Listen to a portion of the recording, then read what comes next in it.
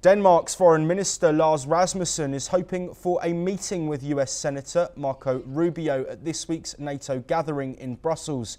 Tensions between the US and Denmark are rising over President Trump's controversial claim on Greenland. While the Danish Foreign Ministry initially said the meeting was confirmed, they later clarified it was still in progress. Despite strained relations, the two sides are not expected to discuss Greenland or Arctic issues directly.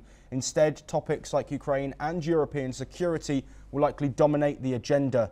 President Trump has said Greenland is crucial for US security and even hinted at using force to secure it.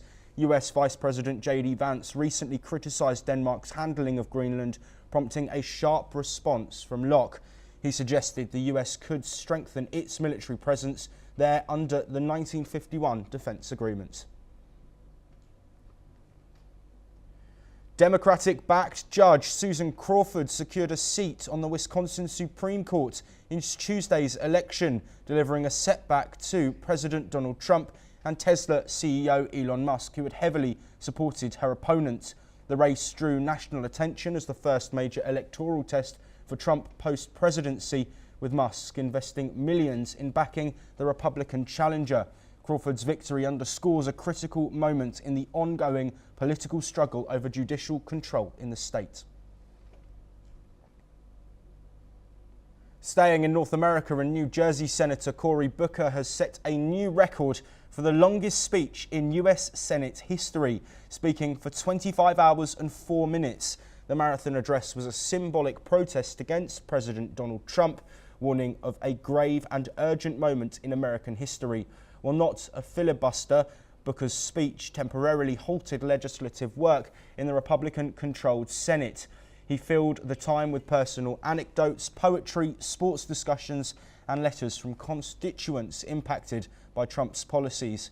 His speech broke the previous record of 24 hours and 18 minutes set by Senator Strom Thurmond in 1957. Supported by fellow Democrats like Chuck Schumer and Dick Durbin, Booker's protest marked the longest Senate speech since Senator Ted Cruz's 21-hour speech in 2013. Here is what US Senator Cory Booker has said. Written about and talked about. There's a lot of people out there are asking Democrats to do more and to take risks and do things differently. They seem like the right thing to do, and from what my staff is telling me, a lot of people watched, and so we'll see what it is. I just think a lot of us have to do a lot more. In just 71 days, the President of the United States has inflicted so much harm on Americans' safety, financial stability, the core foundations of our democracy, and even our aspirations as a people from our highest offices, a sense of common.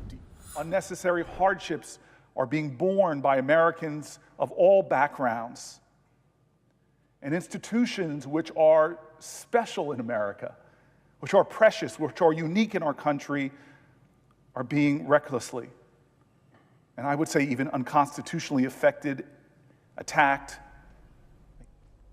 Heading back to Europe, and French far-right leader